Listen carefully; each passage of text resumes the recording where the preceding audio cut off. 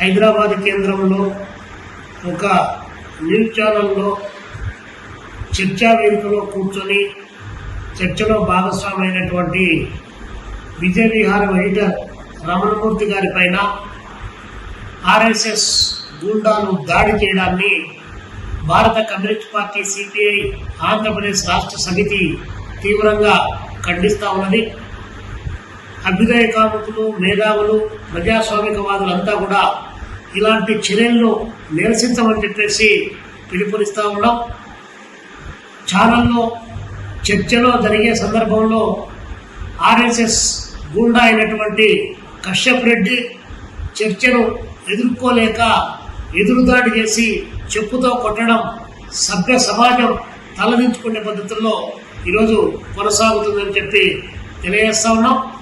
నిజంగా భారత ప్రధానమంత్రి నరేంద్ర మోడీ గారు హైదరాబాద్ పర్యటనకు వచ్చినటువంటి సందర్భంలో వేసినటువంటి పత్రికల్లో వచ్చినటువంటి అడ్వర్టైజ్మెంట్స్లో వాస్తవంగా అన్ని ఫోటోలు పెట్టి శ్రీకృష్ణుని తల లేపి అందులో నరేంద్ర మోడీ గారి బొమ్మను వచ్చేటువంటి పద్ధతుల్లో చేసినటువంటిది ప్రపంచమంతా వీక్షించింది. కశ్యప్ రెడ్డి గారు తన యొక్క మతబలంతో తను దాడి చేసినంత మాత్రాన దాన్ని ఎవరు చూడలేదని చెప్పి అనుకోవడం పొరపాటు.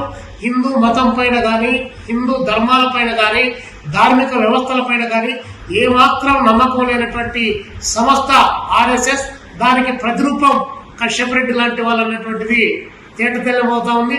ఈరోజు ప్రశ్నను ఎదుర్కోలేక విజయ విహారం ఎడిటర్ రమణమూర్తి గారి యొక్క మేధా సంపత్తిని ఎదుర్కోలేక హిందూ మతంలో ఇలాంటి గూండాలు, రౌడీలు దూరి ఆ మతానికి ఉన్నటువంటి ప్రాధాన్యతను దెబ్బతీస్తున్నారనేటువంటి అంశాన్ని ఎదుర్కోలేక ఈరోజు భౌతిక దాడులకు కూరుకోవడం అత్యంత దుర్మార్గకరమైన చర్యగా మేము భావిస్తా ఉన్నాం.